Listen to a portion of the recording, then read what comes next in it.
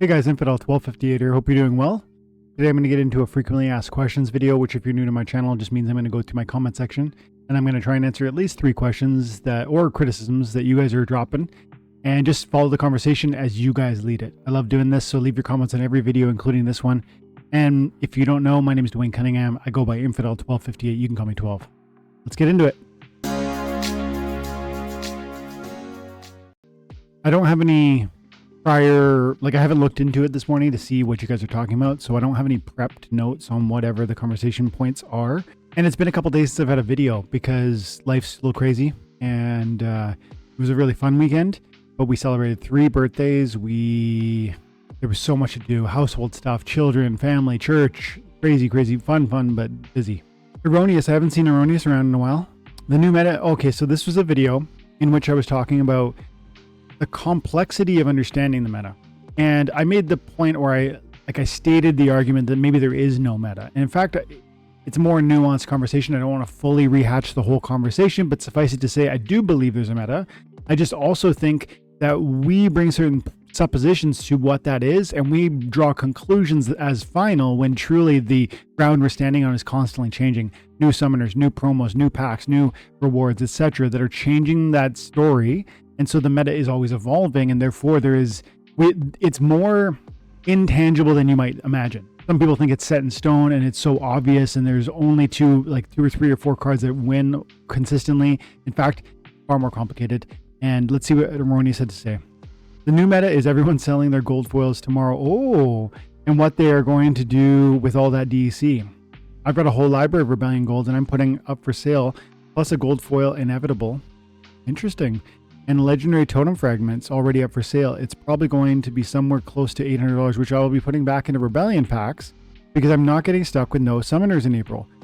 Interesting, dude. This is a fun little comment. There's actually a lot here, and it's not where I thought we were going to go. I thought we were going to talk about the meta, but you're actually talking more about Rebellion card pricing, the opportunity at the end of the airdrops, as well as the future of what Modern's going to look like. 3, I think, separate topics, but let's draw connections, and let's do our best to answer this in about 5 to 8 minutes. So the first thing I think is, I actually think I think it's interesting that you say you're going to list your gold foils for sale, because if you're thinking that, others will think that. But then I don't think the price points reflect that that's been the situation. Let's have a quick look at it. This is going to be anecdotal in nature. We could go to Splinter Cards and see. Actually, let's start there.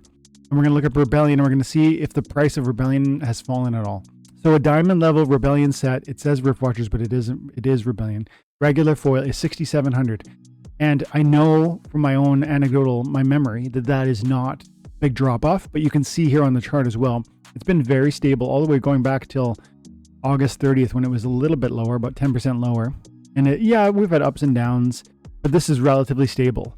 And it's interesting because a lot of times we think, especially with Chaos Legion, it moves out of and Untamed and Dice. When they left the Modern, there was a price drop off. And I think there was a general conclusion that all cards forevermore would go down in price once they left the Modern. And I understand there is foundation for that to stand on, but that doesn't mean they're complicated topics have complicated. There's a lot of considerations. And so it is true that when a card leaves Modern, it loses some of its functionality, like Chaos, like Untamed, like Dice. But it's also true that a lot of people want to play in Wild. And it's also true that what we did with the bots recently has pumped up the rewards that are available in Wild. And so there is a certain attractiveness now to play over there that maybe didn't previously exist. And so maybe some of the previous erosion of value from cards, this is a theory, I'm just speaking aloud, maybe some of the previous erosion that would have happened to Modern cards moving to Wild has gotten less bad or slightly better because Wild has gotten better due to bots being fought in an effective way. Just a suggestion. I don't know, I don't have data to show you, but it's interesting to see that Rebellion cards, which just lost a certain utility because the airdrops are now over, are holding firm. Now, is it holding firm today and next week it's going to drop? I don't know. I'm inclined to believe that it's going to kind of hold there for a while. Well, I did a bargain hunting video where I talked about how I'm buying key summoners and why I think they're worth investing in even now. Some of them were Rebellion. Some of them were Chaos Legion. This might have been it. Card scarcity and player growth. You know what? Honestly, so many of my videos have this flavor to it. The idea that the cards have a long-term value proposition because I believe this game is fun and it has a future. And if that argument is the case, if I'm accurate in that thesis or hypothesis, then I think where that brings us to is that the cards have value across time. Now, I know we've seen with Chaos Legion, those card prices have declined. Even Chaos Legion, more recently, have seen a bit more resiliency. Look at this. This is Chaos Legion. They used to be, in April of 2024, they were $1,000 to get a max set. And then they dropped. We got as low as 556, around 550 range. Then we found stability and we kind of grew from there. And sure, we dropped it down to 583 over there on October 9th. But as you can see, we're rising again. I don't know what's happening. I'm not predicting trends. I'm just saying I have confidence in where the card prices go. So all that to say, bringing it back to the comment, the idea that you're going to sell your Rebellion cards into this moment gives me a lot of conflicting thoughts. One, if you think that, will many other people think that? If many people think that, will the card prices for Rebellion plummet? The data doesn't seem to suggest that, at least not yet. In terms of the Rebellion card prices dropping from the Splinter card, overall global valuation revealed here. Now that's the regular foil. Let's see gold foil. That's too bad. It's probably complicated because there's so few copies. It's giving me a number, 14,200, but it's not telling me where it used to be. Regardless, I haven't seen that prices have declined with respect to Rebellion even after the conflicts ended. In fact, it seems like they're doing just fine. Another quick little piece of anecdotal evidence. If we look at Rebellion summoners, let's look specifically at legendaries because those are pretty telling. Tofu is holding strong in that $45, $47 range. Lorcus is staying stable around 25. Nidhogger looks like he's, brand new, so it's hard to say, but 20 to $25 kind of thing. Cryptic holding pretty strong. Drath up a couple dollars. Druid down a couple dollars. Arcane down a couple dollars. Maybe that implies some selling pressure. If I look at the number of cards available, 25 cards are available for Arcane, and I know for a fact it was more like 10 to 15 before. What about Drath? Yeah, so a few extra units are coming to the marketplace, and that's impacting prices in a downward fashion. A few, 5 or 10 extra cards. Does that mean a handful of players are like, okay, the airdrops are done, I'm moving on? Maybe. It's so hard to read the tea leaves. That's what we're talking about. We're trying to look at one piece of data, or several. We're trying to bring together several pieces of data to speculate on what is happening and what may happen. And suffice it to say, I don't have a clear vision for that. I come back to the broader long-term perspective that I want the cards because I believe the game is fun and it has a future. And so that's only the first point of what you talked about. Like the idea that you were going to liquidate some rebellions and you wanted to move into not to move away from rebellion, but to double down on your rebellion. You want to sell some of your more expensive gold foil opportunities, as well as inevitable you talked about, which is, I'm sure, really expensive, that gold foil inevitable. And moving into longer term assets, rebellion, summoners in particular, but packs is what you specifically said. And so, yeah, man, that's exciting because I do think, let's finish short. Let's be brief on the last piece just by saying, I don't disagree with the approach of selling expensive assets to move into a broader portfolio of cheaper assets, particularly when they're within the same functionality. Meaning, like you're talking about selling a gold foil inevitable and moving it into rebellion card assets that you can use for a longer term within the modern function. And that sounds awesome. That sounds wise. I recently got a Nidhogger in my airdrops, a gold foil Nidhogger, and I strongly considered liquidating that for a couple $100 and then buying the Nidhogger regular foils I need in order to max that card out. And I'm saying that approach makes a lot of sense to me. But at the same time, it also makes a lot of sense to me to just hold on to gold foils with a long-term vision. So I don't know whether what you're doing is going to be quote unquote the right play, broadly speaking or generally speaking, but I think it's going to be the right play for someone who wants to stick around and have a high level of success and an enjoyment within the game in the modern league for a long time. And so thanks for the comment, and I hope that works out for you. I hope you get great prices on those things. And it does appear as though Rebellion cards are holding their value in this moment, which is something I had been imagining because of the limited pack issuance, the general stability of our player base at this moment, and my expected future growth for the player base moving forward. So we'll see if I'm right or wrong. We'll see if that plays out for you. Thanks for the comment, Erroneous. Have an awesome day.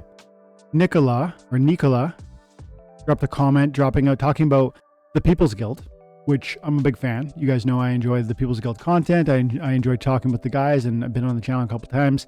I also participated recently in one of their contests. So the People's Guild, if you don't know, runs contests. I think it's a relatively new thing. And they were suggesting TPG challenge, and they were suggesting on Hive that if you want to present ideas for new card abilities within Splinterlands, that there might be an opportunity for the community to upvote your idea, but then also for the Splinterlands team to hear what you have to say.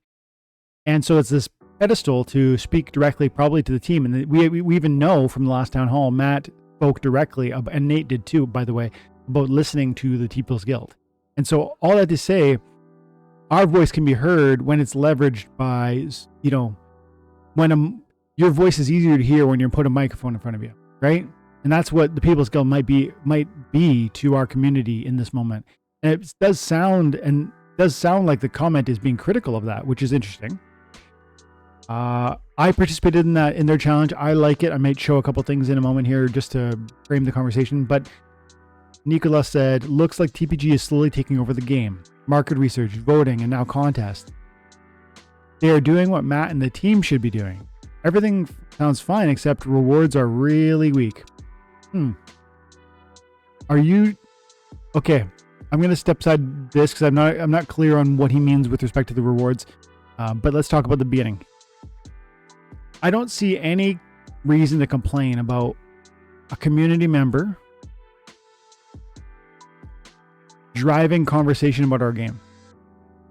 Why would it be a bad thing if our community members, any of them, you, me, anyone who has the capacity to speak to the community, not just because they're a content creator, but maybe because they're active in Discord during town halls. There are certain people there that I know, and you know, because they're there every single week or every single month now, I guess. And those are certain trusted voices, and they're not special, but they have an excitement and a passion. So why would we be upset with them sharing that passion and leveraging that passion to drive excitement in the game that we want to see succeed? That's the first piece. I don't see the logic of being critical toward a community member who wants to share their passion and drive others to share their passion. That's going to be leveraging of our community's excitement to bring it to another level. That's how I look at it. I don't see any negativity there. I can't justify any sort of negative response to them.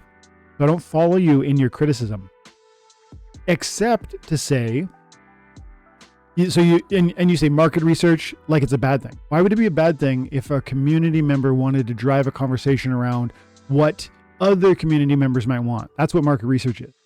If there are people who are participating in the space, what do you want? Asking that question is not a bad thing. If you're not in the space, what do you want? Asking that question is not a bad thing. It shouldn't have to come from the team, and yet it seems like you think it should, and it seems like you think it's a problem if it doesn't. I don't get that. And then the voting, I think you're referring to Jangles wanted to get involved in some capacity of they put forward some proposals recently, and I think Jangles put his name forward to be part of the DAO leadership or whatever. Maybe that's what you're referring to. Regardless, why is any of that bad? I don't follow. And then finally, a contest. You make it sound like it's a bad thing. I'm just really confused, unless I bring to it another piece, which is said here. They are doing what Matt and the team should be doing. And so I think you're actually not angry at TPG, but you're mad at what the team perceived failures from your perspective. You think Matt and the team should have executed on A, B, and C, and now those are being maybe performed or executed by community members, and that is a failure by Matt. I think that's what you must be meaning, because there's no real logical reason to to be disappointed or frustrated in a community member for participating in a decentralized economy, because that's what this is, with decentralized leadership, because that's what this is. And that makes perfect sense. But I get it from like a 2.0 perspective, Web 2.2 gaming like perspective. You want the game and the team to run the show and do all the things. That's just not what this is, though, right? And they are doing tons of things. I did a recent video talking about all the new player experience stuff that's been done in the last like 12 months or something, and they're huge upgrades. Like they're really significant, and they've been time consuming and they're meaningful, and we should give credit where credit's due. Have they done everything? Of course not. Do we want them to do more? Sure. But we shouldn't be frustrated with community members stepping up and stepping in. That's actually one of the amazing places and ways that this is different and special and revolutionary. And so let's celebrate that, not be critical of it. Yeah, that's probably all I have to say about that. But I mean, so I don't agree with any of the challenge towards TPG participating in those things. I do understand a bit if it's the idea that Matt and the team should do it. I also push back there too. I hope that's clear. Thanks, Nicola, or Nicola. I'm going to call you Nico. Let's close with this one idea. This was a video where I talked about Heloise the Hollow, the brand new promo card, the last promo card that's going to come to the promo release. And it's a death card. I'm going to put it up on the screen. There she is. Sexy Ursula. So this card has 2 new abilities, and you've seen it. Let's see what the comments were with respect to my covering of that card. I love to see, Splinter Schwartz says, I love to see how the new abilities suit death. I hope they roll out Splinter specific abilities. I agree, and I think they are going to, and I hope they do. And by the way, like throwback to the previous conversation, that's exactly the mission that People's Guild was trying to drive in their recent Hive promotion, which is ongoing, the TPG challenge. They wanted people to create new abilities, one for each element that's thematically appropriate and team oriented. And so I created like a water one which was called Slippery, which increases your evasion. I created one for Earth, which I called Deep Roots, which gives you extra hit points. It's kind of like you get one more action after you're quote unquote dead because your roots are still alive. Scorched Earth is almost like a redemption that procs, might proc every turn, but it can hurt everyone, including your own teammates. I won't reread them all, but 2 that people seem to like was Golden Trinkets. This is the idea that like the dragon team, dragons like hordes of gold, and the dragon monster, which you would be playing, which is one of these Domineers, would have the Golden Trinket ability, and it would drop to a neighboring monster, a unique tactic. It would be less powerful than a summoner tactic. It might be something like Dragon Scale Armor, which could provide immunity to incendiary damage. You can imagine using that in conjunction with, an incendiary monster who would be providing a debilitation towards you, but this armor protects that. So cool, powerful, but not broken because it's, a little bit niche. And then neutral, copycat I called it, where, often neutral monsters are a little bit less from a stat perspective from some of the comparative, similar monsters. Think of Lux Vega compared to Hellier-Frendel. And, and so my thinking with that is it's like a copycat. So what neutrals could be that they could one neutral could copy another neutral with 75% of its stat output. If the original has 10 hit points, the copy's going to have 7. If the original has 4 damage, the copy's going to have 3. And so it'd be a way for you to control and almost reflect how neutrals do usually operate within the game. They're often the same but worse than some of the Splinter specific cards. Anyways, I think that is sort of a path. That is what our community is aiming for and seeking after. And so I agree with you, Splinter Shorts. That would be really cool if they did that. And I do think Heloise the Hollow is doing that. You're right. Those 2 new abilities are very death, aren't they? That makes so much sense. Like I forget what they're called right now, but one of them revives you by stealing life. It's called Soul Siphon from your own allies. And it also stuns them or gives them a weary. And so it's this self-penalty, but it brings her back to life. And then this other one, which I forget what it's called, is like a 100% retaliate on killing blow. So your opponent kills you, you will retaliate. And it sounds like it's going to happen whether it's magic, melee, or archery. And so you get this huge 8 bomb that's going to slap the opponent. And so really cool. And it makes a lot of sense from a thematic effective with death. I agree. And then Kingbo jumps in. Awesome card, but the best majority of us will never have it. You should do a video on defense and how to kill. Ooh, that's a good idea, Kingbo. We should talk about defense. You're right, because most of us won't. Only 100 people are ever going to have Heloise. Full Des. I think it's going to be interesting to see her abilities being mimicked. I agree. Absolutely. That's actually the little comment that grabbed me and made me want to cover this chain of conversation. Because, yeah, man, there's only one mimic right now. But obviously she's a badass. The epic from the Rebellion Rewards. She's not. Boom, boom. There she is, Olivia. Now the damage is quite minor, but I've had her with 12 stolen abilities, and I've seen people with more than that. You definitely could imagine that card rocking on this, couldn't you? That'd be pretty wild. What would be more devastating? What would you rather see on your Olivia the Brook? Would you rather see Soul Siphon, which is that repeatable resurrect, or would you rather see the 100% retaliate? I don't know.